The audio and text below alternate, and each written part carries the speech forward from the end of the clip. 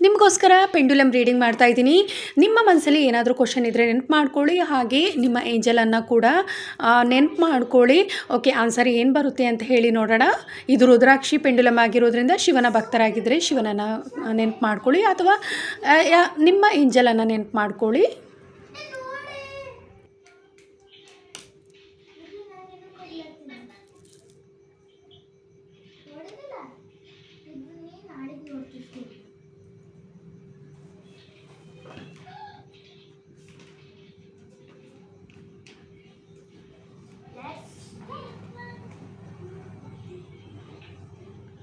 Check again ಅನ್ನುವಂತಹದ್ದು ಬರ್ತಾ ಇದೆ.